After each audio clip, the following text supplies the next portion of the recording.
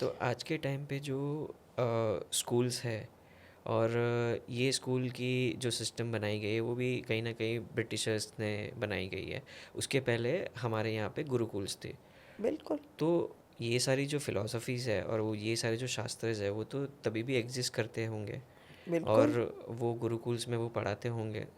तो तभी का सिस्टम में किस तरीके से ये चीज़ें एप्लीकेबल थी या एप्लीकेबल होती थी, और क्या ये दोनों चीज़ें कंबाइन करके गुरुकुल में पढ़ाई जाती थी या तब भी ये डिफरेंस था?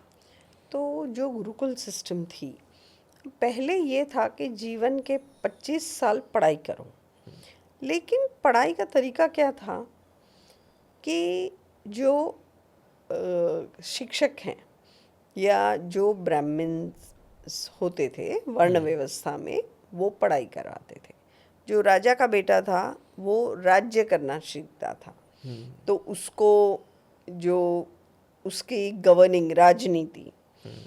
या नीति शास्त्र या जो वेपन्स का शास्त्र, मतलब शस्त्र कैसे चलाना, वो पढ़ाया जाता था, क्योंकि वही उसकी ड्यूटी है, उसको वो आना चाहिए।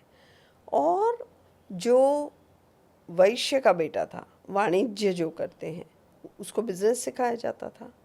और जो सर्विस प्रोवाइडर्स थे, जैसे कि एक टेलर हो गए, फार्मर हो गए, या जो सारी चीज़ें बनाते थे, प्लम्बरिंग हो गया, ये जो सर्विस प्रोवाइडर्स थे उनके बच्चे वो सीखते थे। राइट।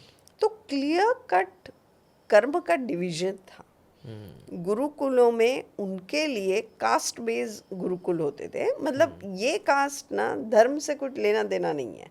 जो अच्छा। आजकल की जो चल रहा है, ओके। हम बोले, ये कर्म बेस्ड था कि जो जिसके कुल में जन्म हुआ है वो वही करेगा, स्किल ओरिएंटेड था। ओके। तो ऐसा कभी नहीं होता था किसी के पास काम नहीं है, हम्म। सारे लोग एम्प्लॉयड होते थे। एक छोटे से गांव में हर कोई चाहिए। हम्म। सो जो गुरुकुल एजुकेशन था, वो जिस कुल में आपका जन्म हुआ है वो टाइप की ट्रेनिंग आप लो। तो राजा का बेटा खेती का काम नहीं सीखता था, हम्म। राजा का बेटा युद्ध नीति युद्ध कला ये सब सीखता था। हम्म। सो क्योंकि वही उसके काम आएगा, हम्म। तो सभी को कुछ ना कुछ काम मिल ही जाता था। अभी आप सोचो कि पोस्ट एक जगह वैकेंसी है कारीगर की, और अब एप्लीकेशन करने वाले लाख हैं। हम्म। तो ये तो इम्बैलेंस में सभी लोग एक ही चीज़ करेंगे तो सबको जॉब कहाँ से मिलेगी? राइट। पॉसिबल ही नहीं है। हम्म। आपको 10 इंजीनियर चाहिए, एप्लीकेशंस आपको 10,000 की आई, हम्म। ऐसा है। सो अभी जो लोग फॉर्मल एजुकेशन में जा रहे हैं सब एक जैसा पढ़ रहे हैं, लेकिन स्किल्स डेवलप नहीं हो रही। फिर आपको चाहिए जॉब, तो हर एक को तो वो जॉब नहीं मिल सकती ना। हम्म।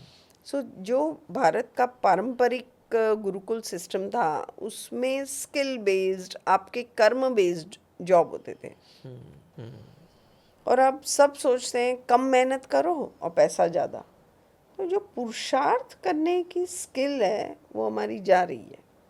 We want money immediately, without working hard on the arm chairs.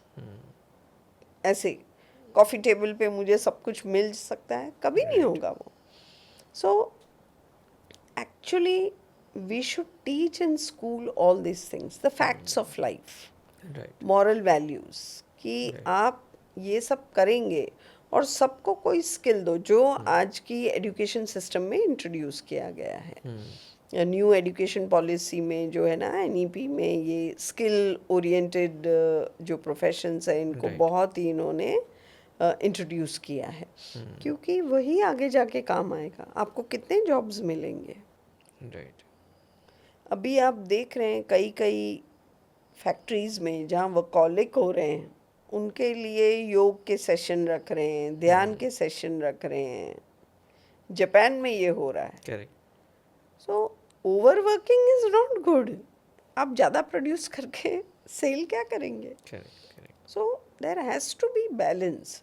So the people who have wisdom, they are always alone and they stand by. ऐसा है.